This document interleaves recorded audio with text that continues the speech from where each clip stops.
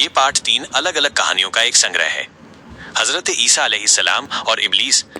एक बार हजरत ईसा अलैहिस्सलाम एक पहाड़ की चोटी से गुजर रहे थे। तभी इब्लीस उनके पास आया और उनसे पूछा, क्या आपका खुदा इस बात पर कादिर है कि अगर आप इस चोटी से नीचे गिरे तो वो आपको बचा सकता है? हजरत ईसा अलैहिस्सलाम ने जवाब दिया, हाँ, मेरे रब को यह कुदरत हासिल है।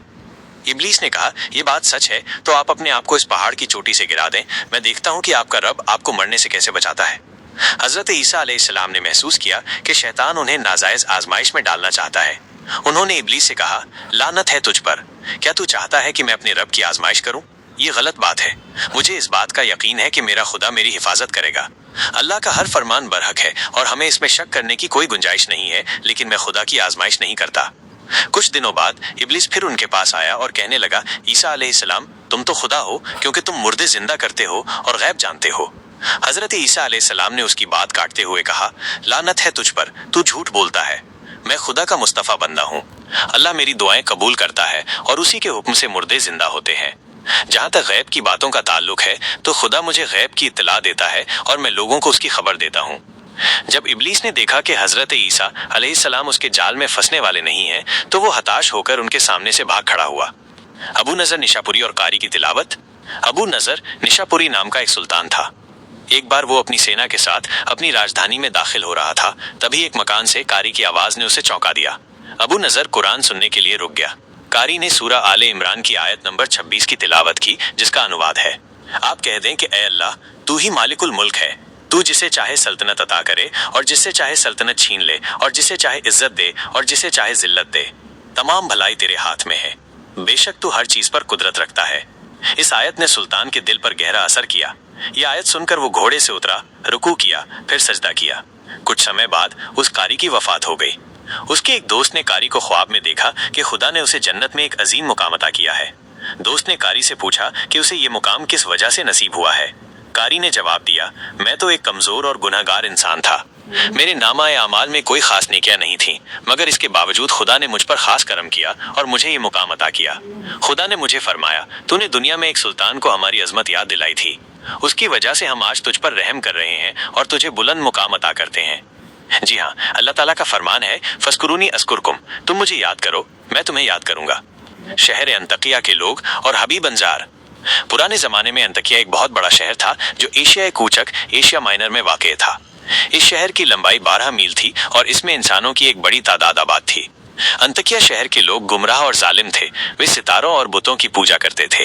अल्लाह ताला ने उनकी हिदायत के लिए उनके पास 2 नबी भेजे। जब शहर वालों ने उनकी तकजीब झुठलाना की तो उनकी तायद समर्थन के लिए तीसरे रसूल को वहां भेजा गया। चुनांचे तीनों अंबिया ने लोगों को खुदा के रास्ते की दावत दी और शहर के कोने कोने में तबलीग की। उन्होंने लोगों को तौहीद, अल्लाह की वहदानियत की दावत दी, माआद यानी क़यामत से आगाह किया और उन्हें अज़ाब खुदाबंदी से खबरदार किया। हाले शहर बड़े बदबख्त थे। 3 अंबिया की मुश्तरका तबलीग का उन पर कोई खास असर न हुआ और पूरे शहर में सिर्फ 40 अफराद ने ही हक को कबूल किया। शहर के दूसरे लोगों ने तीनों अंबिया और उनके पैरवीकारों को पकड़कर उन्हें सख्त अजियतें दी। जुल्म की इंतहा ये की गई कि उन मजलूमों की गर्दन में सुराख करके उसमें रस्सियां डाली गईं और शहर के जालिम लोग इस दर्दनाक मंजर से लुत्फ अंदाज हुए।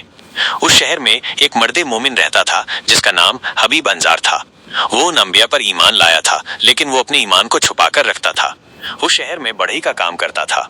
उसे जो मजदूरी मिलती थी वो उसको 2 हिस्सों में तकसीम करता था। एक हिस्सा अपने अहले खाना को खिलाता था और दूसरा हिस्सा गुरबा और मसाकीन में तकसीम करता था। जब हबीब अंजार को इस जुल्म का पता चला तो उन्होंने अपनी कौम को तबलीग करते हुए कहा, ए मेरी कौम, इन रसूलों की पैरवी करो, इनकी इताअत करो जो तुमसे कोई उजरत नहीं मांगते और वो हक के रास्ते पर हैं। और मैं क्यों उस जात की बंदगी करूं जिसने मुझे पैदा किया है और जिसकी तरफ तुम सबको पलट कर जाना है? क्या मैं उस जात के अलावा किसी को माबूद बनाऊं, जबकि अगर खुदाए रहमान मुझे जरा सा नुकसान पहुंचाने का इरादा कर ले तो उनकी शफात मुझे कोई फायदा नहीं दे सकती और न वो मुझे छुड़ा सकते हैं। तब तो मैं शरीक गुमराही में मुब्तला हो जाऊंगा। मैं तो तुम्हारे परवरदिगार पर ईमान ले आया हूँ, लिहाजा मेरी बात सुन लो। लेकिन जालिम लोगों ने उनकी बात पर कान न धरे और उनकी नसीहत सुनकर काबिल रहमत से बेदार न हुए, बल्कि जालिम दरिंदे एकदम उस पर टूट पड़े और बेचारे को इतना मारा कि उसकी आंतें बाहर निकल आईं। फिर उसका गला दबाकर कत्ल कर दिया और लाश को एक कुएं में डालकर उसमें मिट्टी डाल दी गई और वो कुआं उसका मदफन बन गया।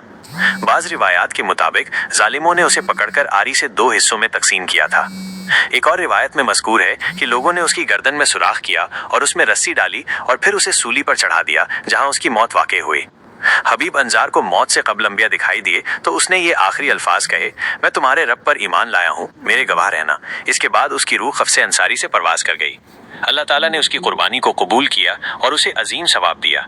उसकी रूह जैसे ही जिस्म से जुदा हुई तो उसे जन्नत भेज दिया गया, जैसा कि कुरान मजीद बयान करता है। हबीब अंजार को नेक अंजाम मुबारक हो।